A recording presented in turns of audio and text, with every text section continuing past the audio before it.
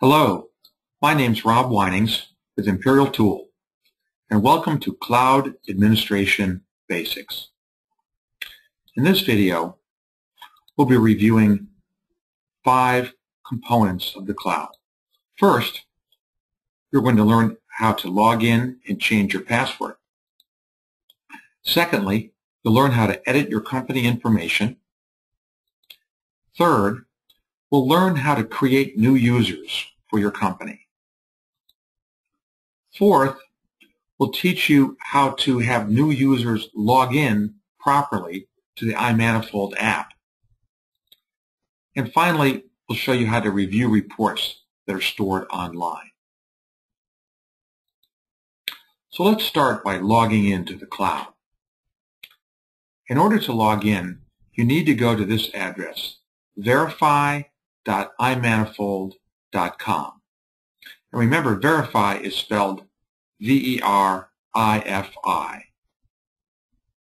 Once you go to that website, you'll have a view that looks like this.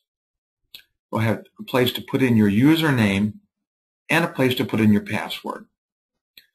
This information should have been sent to you via email. So let's take a look at what that looks like.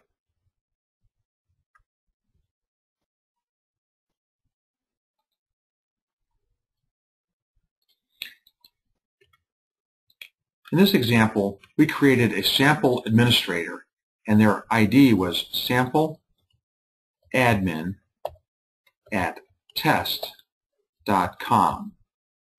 And the password we created for this sample administrator was temp1234. T-E-M-P 1234.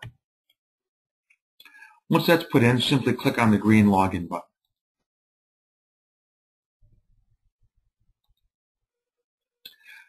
When you arrive at the cloud administration screen, you'll see some menu options along the top right. Let's take a look at all these options. The first we'll take a look at is account settings. When your administrator account was created, you're typically given the password temp1234.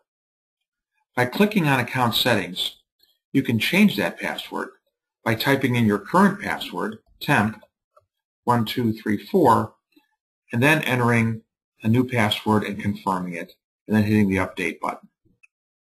That will allow you to create a password that you're perhaps more familiar with. When you first log into the system, you're taken to the company screen. On this screen is a list of all the companies that you're an administrator for. And most of the time, there'll just be one company listed here. There may be unique circumstances where you could be affiliated with an additional company. In order to edit company information, go to the Action column and click on the drop-down menu here and select Edit Group.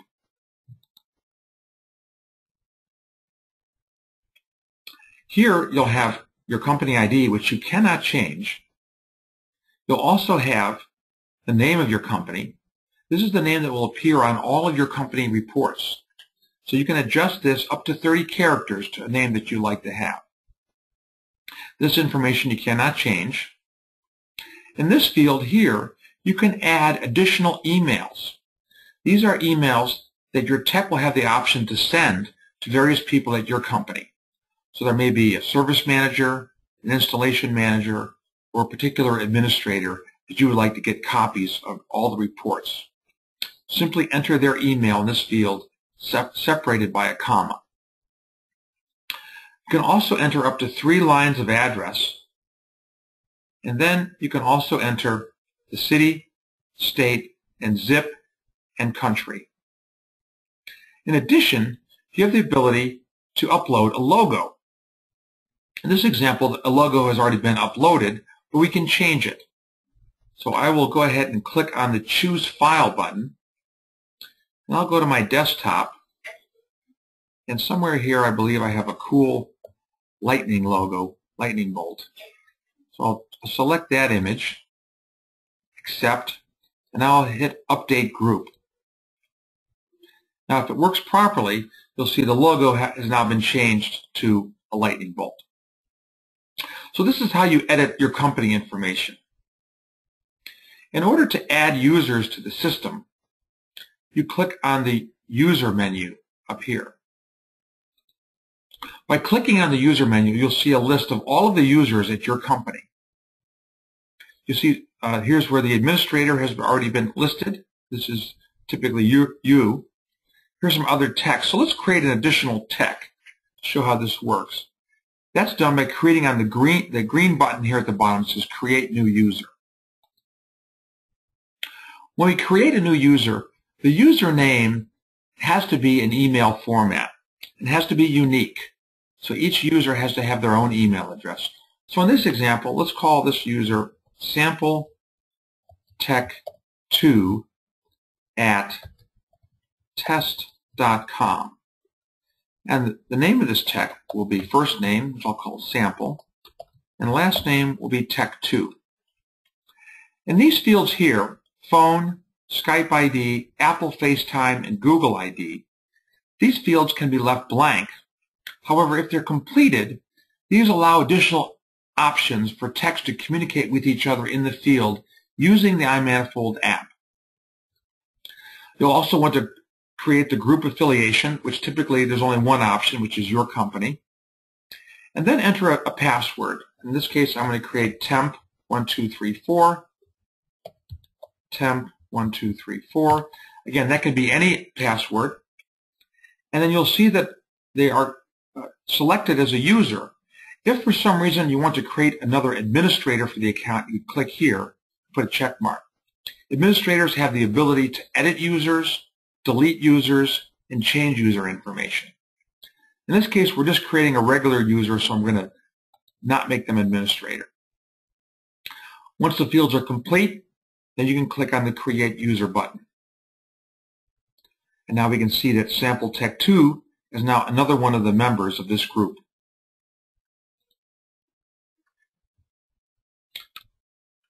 Once you're done using the account, you go to this here where your email address is shown, click on it, and then you'll see there's your log out option there. So I'm going to log out now. That'll take me back to the sign-in screen.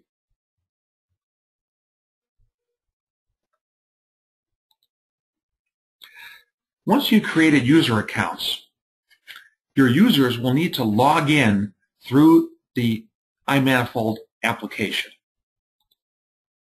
Each user can log in to up to 3 devices. So they may have their own personal phone. It could be Android or Apple. They might have their own tablet, and they might have a third device. But if they try to log on to a 4th device, it will force them to log out of one of their other devices. So only 3 devices per user. Each device, whether it's your iPhone or your iPad or your tablet, must have the iManifold application downloaded from the App Store. Once that app is downloaded, then each version of the app needs to have a login. So the user will have to go into that app and then log in. So let's take a look at what that looks like. When you go to the Settings menu within the iManifold app, you'll see an option called Settings. Clicking on that will create another menu. From there, you choose Account. When you select Account, there will be a login screen. At the login screen, then, that's where you'll put in the user's email address, their password, and they have the ability to change the device name to something that's more adequate. So, for example, if it's Bill's iPhone, then you can create a device name that says Bill's iPhone. In this example, we call it Sample's iPhone. Once those 3 fields are completed, then they simply tap on the Login button. After logging in, they'll get a message showing that it's being verified. And if they successfully completed all the information, they'll get a successful login message. This only needs to be done once for their device. Once it's done, then it doesn't need not be repeated. Once the tech has then created their login, they can create reports and store them in the cloud. So every report now that they do a snapshot of and send will be stored in the cloud. In order to view those reports, the user needs to log in to verifi.imanifold.com. They'll be able to view a list of the reports, and then they can click on the report that they want to view. So let's take a look at that. We created a user called sampletech2 at test.com, and the password was temp1234.